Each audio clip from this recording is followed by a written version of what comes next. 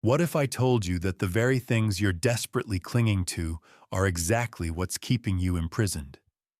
You see, in our frantic pursuit of freedom, we've become slaves to our attachments. We believe these attachments bring us security. But what if they're actually the locks on our cage? Think about it. The mind that seeks to escape suffering through attachment is like a man trying to escape his shadow by running. He only ensures the shadow keeps pace. Let me tell you something. There are four particularly dangerous attachments that have ensnared almost every one of us, and until you recognize them, you remain trapped in an illusion of your own making. But here's the thing. The cage door has always been open. This paradox runs deeper than most of us realize.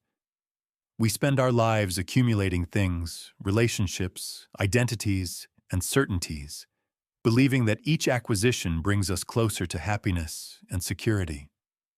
Yet with each new possession, each new attachment, the walls of our prison grow higher. You see, the very nature of attachment creates the suffering we're trying to escape. The more tightly we hold on to something, the more it controls us. The more desperately we cling to our attachments, the more we fear their loss. And in that fear, we become paralyzed, unable to truly live. In Eastern philosophy, attachment is recognized as the root of suffering.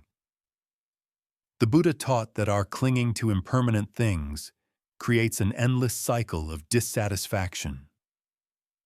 Yet in our Western culture, we've built entire economic and social systems around the cultivation of attachment. We're constantly told that happiness lies in having more, being more, controlling more. Buy this product, achieve this status, control this outcome. We've become a society of collectors, hoarders of experiences, possessions, and identities. But here's the thing. No matter how much we accumulate, it never feels like enough. The hunger remains. Have you ever noticed that the more you possess, the more you fear losing? Have you ever achieved something you desperately wanted, only to find the satisfaction fleeting as your mind immediately moves to the next desire? Have you ever wondered why, despite having more comfort, technology, and opportunity than any humans in history, we still feel so trapped, so unfulfilled, so anxious? This is the nature of attachment. It promises freedom but delivers bondage. I once knew a wealthy man who owned 3 homes, 5 cars, and a private jet. By all external measures, he had achieved the ultimate freedom. He could go anywhere, buy anything, do whatever he pleased. Yet he confided in me that he felt completely trapped. His possessions possessed him. He spent his days worrying about maintaining his wealth, protecting his assets, managing his empire. His attachment to these things had become his prison. He couldn't even take a walk without his phone buzzing with problems to solve, decisions to make. In seeking freedom through acquisition, he had achieved its opposite. We grasp, we cling, we suffer. This is the cycle of attachment that keeps us trapped in a prison of our own making. And it's not just material possessions that imprison us. Our attachments take many forms, some so subtle we don't even recognize them as attachments at all. Some so deeply ingrained that we mistake them for essential parts of ourselves. Think about it. A river remains pure because it's always flowing, always releasing, never holding on. But a pond that clings to its water becomes stagnant, murky, lifeless, when we attach ourselves to anything. To our possessions, our identities, our comforts, our certainties, we become like that stagnant pond. The very act of holding on prevents the natural flow of life. We become stuck, stagnant, trapped in our own clinging. The most dangerous attachments are the ones we don't recognize as attachments at all. The ones we believe are essential to our survival, our identity, our happiness. The ones we would defend with our lives because we've confused them with who we are. These attachments have become so normalized in our culture, so expected, that questioning them feels almost heretical. Yet until we identify these attachments and understand how they imprison us, we cannot hope to be truly free. Now let us explore the first of these dangerous attachments that keep us trapped in a prison we cannot see because we've mistaken the walls for protection. Our attachments are the invisible chains that bind us, the unseen walls that confine us, as we've discovered. What we cling to for safety and happiness often becomes the very source of our suffering. The tighter our grip, the more we feel the pain of our own constriction. Let us examine more closely the first of these dangerous attachments that keep us imprisoned. The first dangerous attachment is our attachment to control. We humans have an insatiable desire to control our environment, our circumstances, our futures, and even other people. We believe that if we can just control enough variables in our lives, we will finally feel safe. We will finally be happy.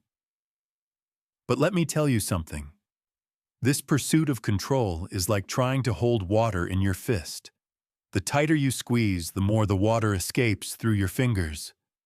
Our attachment to control manifests in countless ways. The meticulous planning of our futures, the endless worry about things that might go wrong, the frustration when people don't behave as we expect, the anger when life delivers the unexpected. We exhaust ourselves trying to manage every detail, predict every outcome, prevent every possible problem, and in this exhaustion, we miss the actual life unfolding before us. The psychological consequences of this attachment are severe. Anxiety flourishes in the gap between what we can control and what we try to control. Depression often follows when we inevitably fail at controlling the uncontrollable. We tell ourselves, if I can just control this situation, everything will be fine. If I can just make this person change, I will be happy.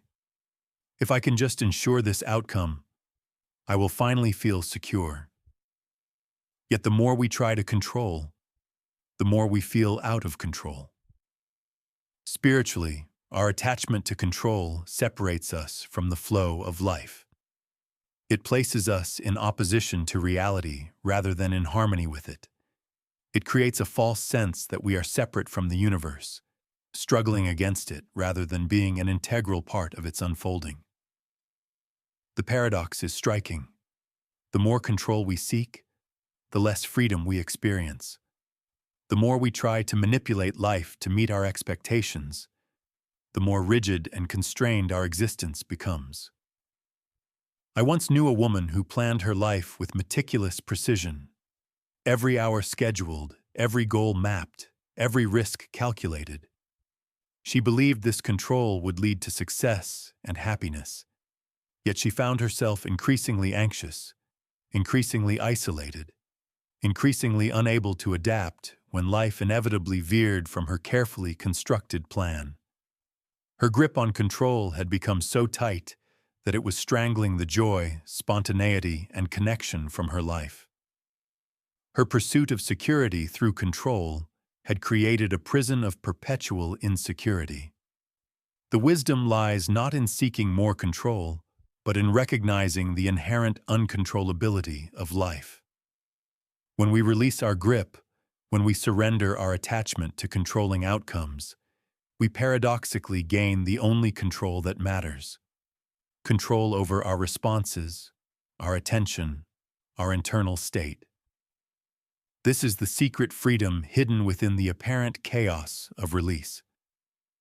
The second dangerous attachment is our attachment to identity. What if I told you that the very sense of self you cherish and protect is actually a sophisticated cage? We become deeply attached to our self-image, to the story we tell about who we are, what we believe, what we can and cannot do.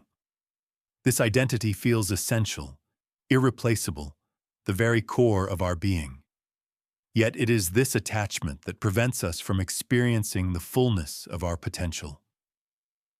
Our attachment to identity manifests as rigidity in our self-concept. I am this kind of person. I could never do that. This is just how I am.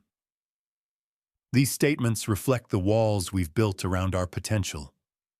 We defend these identities fiercely, feel threatened when they're challenged, and make decisions based not on what might bring growth or joy, but on what confirms and protects our established sense of self.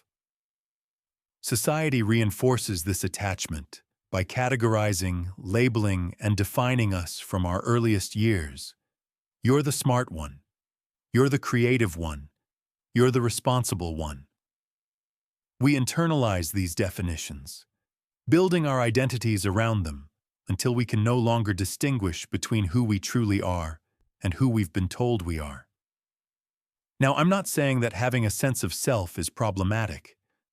Identity provides necessary structure and continuity to our experience. But attachment to a fixed, unchanging identity becomes a prison that prevents growth, exploration, and authenticity. What if you woke up tomorrow with no memory of who you are? No knowledge of your past, your personality, your capabilities and limitations? What possibilities might suddenly be open to you? What freedoms might you experience? Without the constraints of your attachment to who you think you are, who might you discover yourself to be? A man I knew once suffered a temporary amnesia after an accident. For several weeks, he had only vague recollections of his past self. During this period, his family observed him engaging in activities he had always claimed to dislike, displaying talents he had never acknowledged, and connecting with people he would normally avoid. Without the constraints of his attachment to his established identity, he briefly experienced a freedom that amazed him once his memory returned. The paradox revealed itself. The more you try to be something, the less you are everything. When we release our attachment to a fixed identity, we don't lose ourselves. We find ourselves. We discover that we are far more fluid, far more adaptable, far more vast than any definition could contain. Our attachment to who we think we are prevents us from discovering who we might become. These first two attachments, to control and to identity, form the foundation of our self-constructed prison. They are intimately connected, each reinforcing the other in a cycle that constrains our experience of life. Yet they are just the beginning of the story. Two more powerful attachments await our exploration, each interwoven with the others in the complex tapestry of our self-imprisonment. We have begun to see how our attachments to control and identity create much of our suffering. These first two dangerous attachments intertwine and reinforce each other, building the foundation of our self-made prison. Yet there are still two more attachments that complete this structure, equally powerful and perhaps even more insidious because they masquerade as virtues in our society. The third dangerous attachment is our attachment to comfort. On the surface, this seems harmless, even natural. Who doesn't want to be comfortable? Comfort feels good. It feels safe. It feels deserved. Our pursuit of comfort seems like basic self-care, hardly something to question. Yet this attachment might be the most subtle prison of all. Our attachment to comfort manifests in our aversion to discomfort in any form. Physical discomfort, emotional discomfort, intellectual discomfort. We arrange our lives to minimize challenge, eliminate inconvenience, avoid difficulty. We seek the known path, the easy solution, the comfortable choice. We stay in jobs that no longer serve us because change feels too uncomfortable. We remain in relationships past their natural conclusion because being alone seems too uncomfortable. We avoid conversations that might bring temporary discord even when they could lead to deeper understanding. You see, what we call our comfort zone is actually a prison with invisible walls. Inside, everything is familiar, predictable, easy. But this apparent sanctuary prevents growth, which only happens at the edge of discomfort. It prevents discovery, which requires venturing into the unknown. It prevents transformation, which demands the discomfort of releasing old patterns. Society enthusiastically encourages this attachment.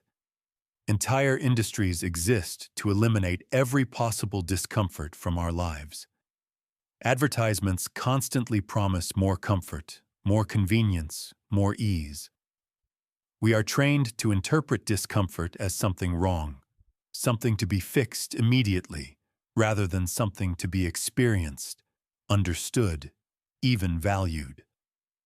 A teacher I once knew deliberately chose a different route to work each day, ordered unknown dishes at restaurants, and regularly put himself in situations where he was a beginner rather than an expert.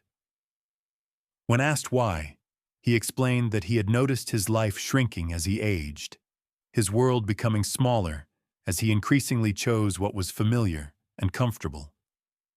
He recognized that his attachment to comfort was gradually diminishing his experience of life, one small choice at a time.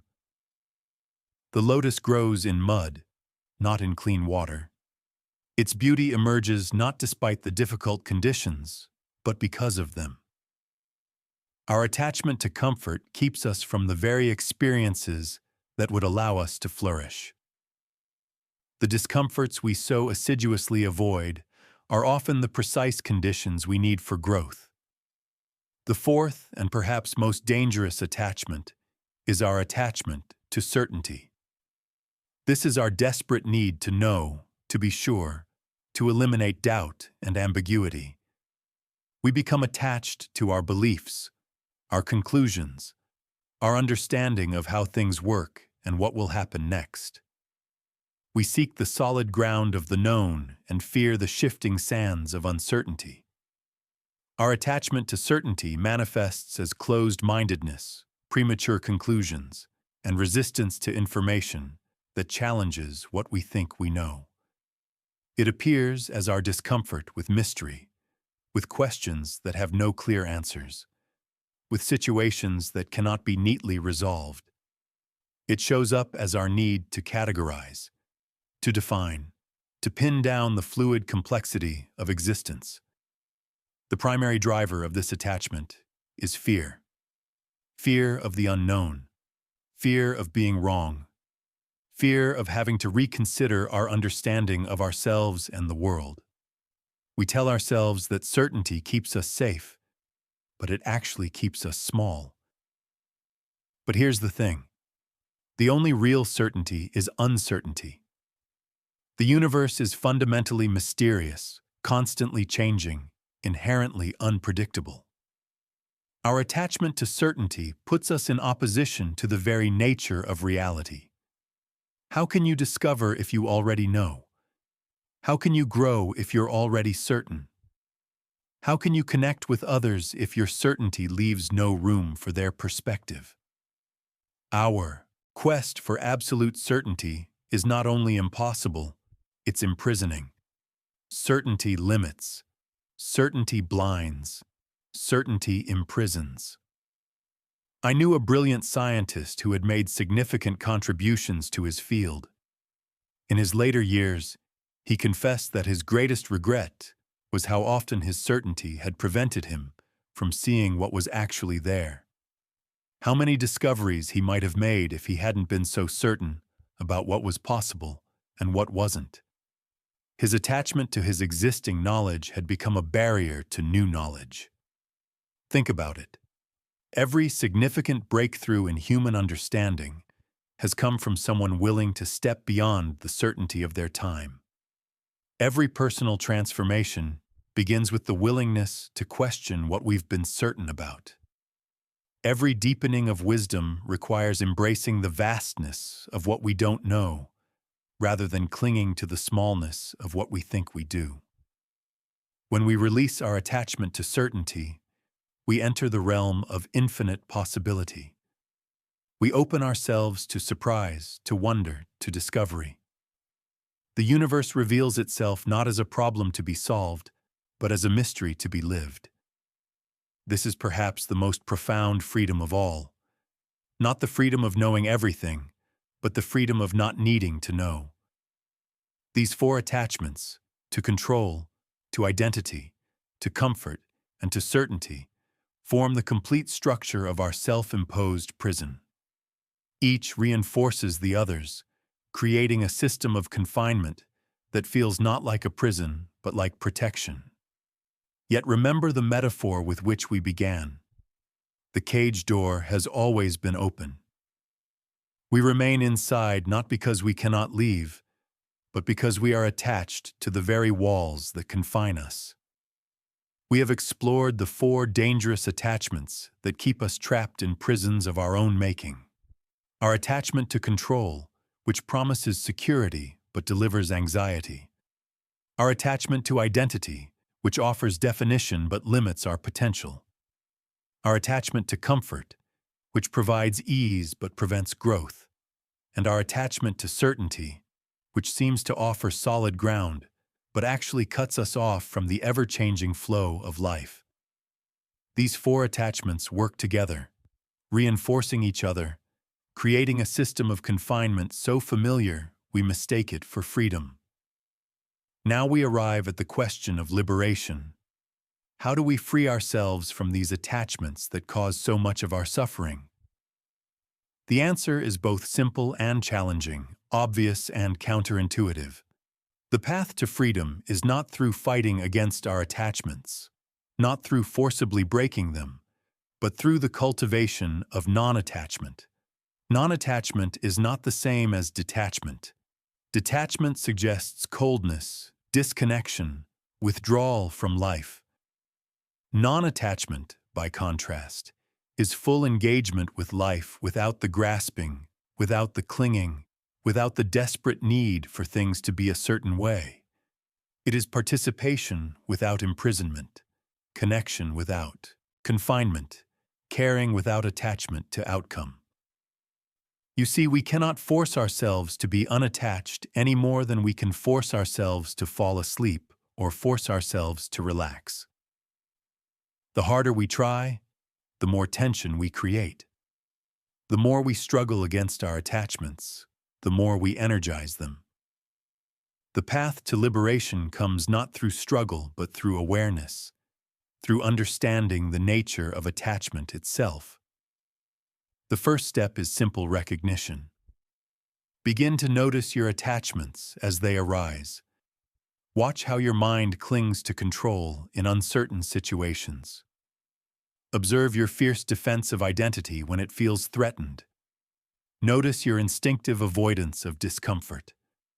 Witness your grasping for certainty when faced with the unknown. This mindful observation is not about judgment or criticism. It is about clear seeing. Let me tell you something. Most of our attachments operate below the level of conscious awareness. They are so habitual, so automatic, so deeply ingrained that we don't even recognize them as choices. They simply feel like reality. By bringing them into awareness, we create the possibility of choice where before there was only compulsion. With recognition comes the possibility of releasing our grip, not through force but through understanding. When we truly see the suffering created by our attachment to control, something in us naturally begins to loosen. When we clearly recognize how our attachment to identity limits us, we become less invested in its defense. When we witness our avoidance of discomfort with clear awareness, we become more willing to step beyond familiar boundaries. When we observe our desperate seeking of certainty, we begin to make room for not knowing. This is the paradox at the heart of liberation. You are most free when you stop trying to be free, when you cease struggling against your attachments and simply bring them into the light of awareness, they begin to transform on their own. The tight fist of grasping begins to open, not because you forced it open, but because you recognized the pain of keeping it closed. Imagine a bird that has lived its whole life in a cage.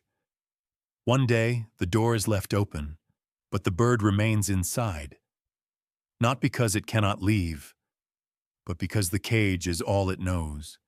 It fears what lies beyond the familiar bars. This is our situation.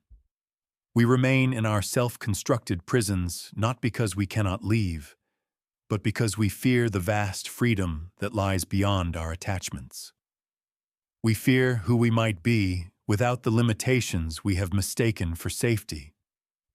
The nature of true freedom is not the absence of limitation, but the absence of attachment to limitation. It is not that challenges disappear, that difficulties vanish, that life becomes perfectly aligned with our preferences. Rather, we move through life with a fundamental openness, meeting each moment as it is rather than as we think it should be. We still have preferences, but we hold them lightly. We still make choices, but we are not bound by them. We still experience the full range of human emotion, but we do not become imprisoned by our feelings. True freedom is fluid, adaptive, responsive rather than reactive. It is the freedom to be fully present with what is, without the constant overlay of attachment to what was or what should be. It is the freedom to engage wholeheartedly with life while holding everything with an open hand rather than a closed fist. It is the freedom to care deeply without demanding that things be a certain way. What if your prison was never real to begin with? What if the walls that seem so solid are actually constructed of nothing more substantial than thought, habit, and unexamined belief? What if liberation is not something to be achieved in the future, but a reality to be recognized right now? You see, the open door has always been there. The cage has never been locked. The walls that seem so solid are maintained moment by our own attachment to their existence. When we see this clearly, freedom is not a distant goal, but an immediate possibility. Not something to attain, but something to recognize. This recognition does not happen once and for all. It is a continuous process of awareness, a moment-by-moment choice to see clearly, rather than through the distorting lens of attachment. We will find ourselves caught in the old patterns again and again. This is not failure. It is simply the nature of deeply ingrained habit.